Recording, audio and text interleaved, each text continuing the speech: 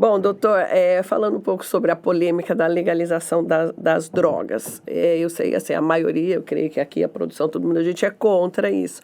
Mas eu queria que o senhor me falasse por que eles são a favores, o que leva até políticos pensarem em legalizar as drogas.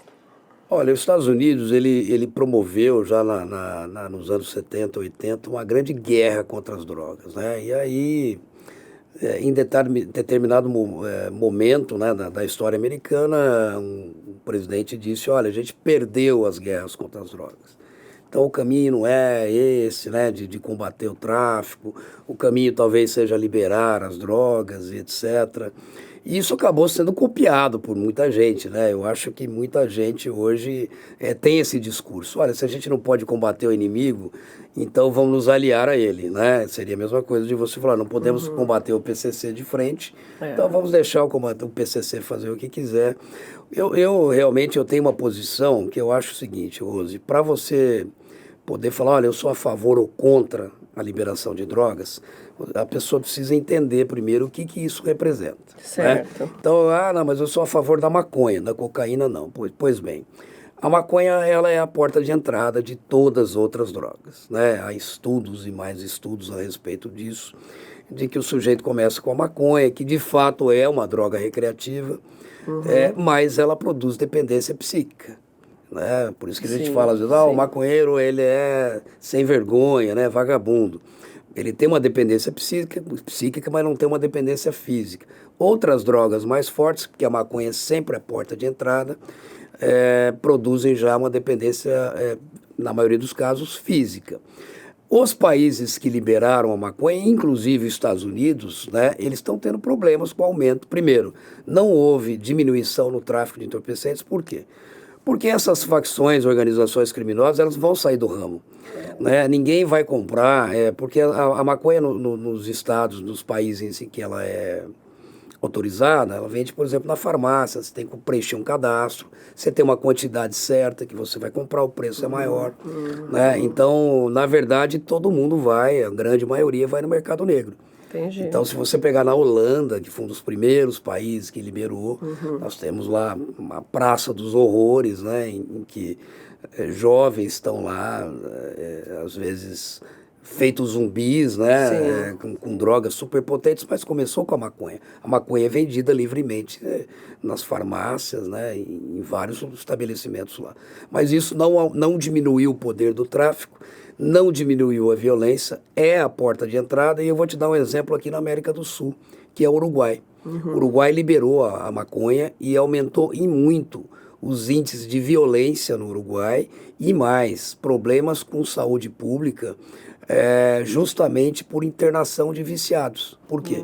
Com a liberação, ela fez com que o jovem, né, que às vezes naquele instinto de contestação aos pais, eu sou de uma época em que eu, por exemplo, jovenzinho, eu fumava.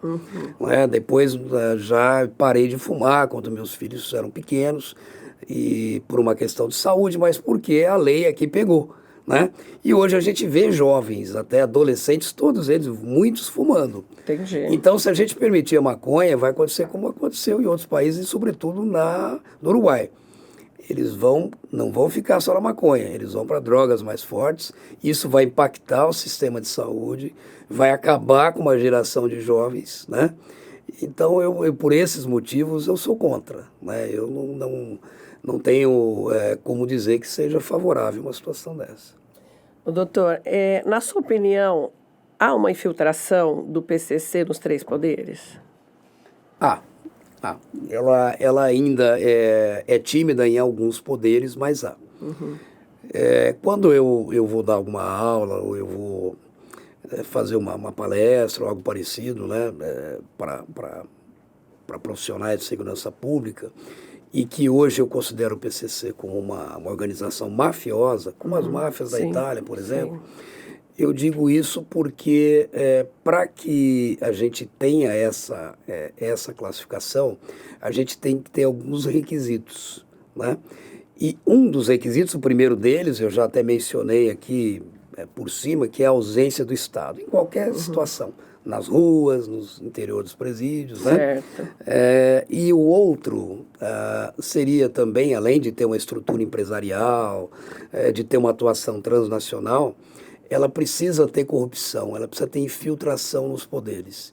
Então essa infiltração, ela normalmente ela começa por baixo, né? Tentando corromper os policiais de rua, os policiais penais.